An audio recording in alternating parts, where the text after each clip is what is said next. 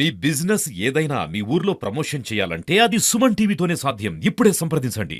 ఇవాళ జాగృతి జనంబాట కార్యక్రమంలో భాగంగా భువనగిరి జిల్లాకు వచ్చాము. అందులో ఆలేరు నియోజకవర్గం హెడ్ క్వార్టర్ లో ఉన్నాం. ఇప్పుడు ఆలేరు అనేటటువంటిది ఒక పక్క జనగామ, అట్లానే హైదరాబాద్ కి మధ్యలో ఉంటది. హైవేలు ఉన్నాయి.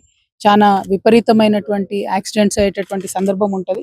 మరి ఇటువంటి చోట 100 బెడెడ్ హాస్పిటల్ ఉండాలని ప్రజలందరూ కూడా ఎన్నో సంవత్సరాల నుంచి కోరుతా ఉన్నారు. దాదాపు 40 సంవత్సరాల నుంచి కూడా ఇది ఒకటే సిహెచ్సి 15 బెడెడ్, తర్వాత 30 బెడెడ్ అయింది. అట్లానే ఉంది తప్పితే 100 బెడెడ్ అయ్యే పరిస్థితి కనపడడం లేదు. అయితే ఇక్కడ చుట్టుపక్కల ఉండేటటువంటి పేద ప్రజానికానికి అందరికి కూడా వైద్యం అందుబాటులో ఉండాలంటే 100 బెడెడ్ హాస్పిటల్ ఉంటే బాగుంటుందని చెప్పి మేము డిమాండ్ చేస్తా ఉన్నాం. మరి గవర్నమెంట్ ఆలోచన చేయాలి. ఇక్కడ 100 బెడెడ్ హాస్పిటల్ శాంక్షన్ చేయాలని కోరుతున్నాను. నేను బిల్డింగ్ అంతా కూడా తిరిగి చూసినాను. పాతగా ఉన్నది, చాలా ఓల్డ్ బిల్డింగ్.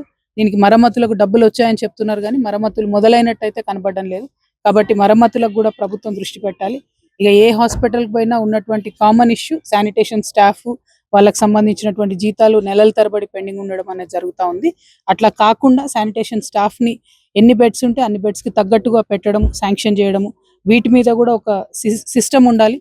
ప్రతిదానికి ఇక్కడ ఉండేటటువంటి వైద్యులు మళ్ళీ పైన డిపార్ట్మెంట్తో పదే పదే పదే చెప్పాల్సి రావడం కాకుండా ఒక ఆటో మోడ్లో ఇట్లాంటివి వెళ్ళిపోతే బాగుంటుంది అనేటటువంటి ఆలోచన ఎక్కడికి వెళ్ళినా అందరు షేర్ చేసుకుంటా ఉన్నారు.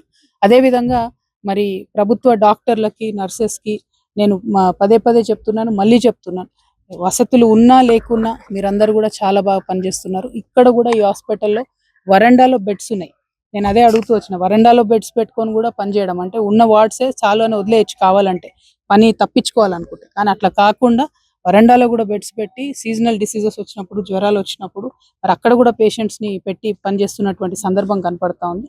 వారందరి సర్వీసెస్కి, అది ఆశా వర్కర్స్ కావచ్చు, మన ఆరోగ్య మిత్రాలు కావచ్చు, నర్సెస్ కావచ్చు, శానిటేషన్ స్టాఫ్ కావచ్చు, డాక్టర్స్ కావచ్చు, గవర్నమెంట్లో ఉన్న వాళ్ళందరూ కూడా వాళ్ళు కష్టపడి పనిచేస్తున్నారు. కానీ ప్రభుత్వాలు వాళ్ళకి సహకారం అందించడం లేదు. సరైన ఎక్విప్మెంట్ కానీ, బెడ్స్ కానీ, మందులు కానీ, అదేవిధంగా ఏదైతే డయాగ్నోస్టిక్స్ ఉంటాయో అవి కానీ, వాటికి సంబంధించి ఫుల్ ఫెసిలిటీస్ ప్రతి హాస్పిటల్లో ఉన్నట్టయితే ఈజీ ఉంటుంది. అట్లా లేని పరిస్థితి ఉంది. కాబట్టి ఆ శ్రద్ధ పెట్టాలి. వైద్యానికి బడ్జెట్ పెంచాలనేటటువంటి డిమాండ్ను నేను ప్రధానంగా చేస్తా ఉన్నాను. Thank you. జై తెలంగాణ.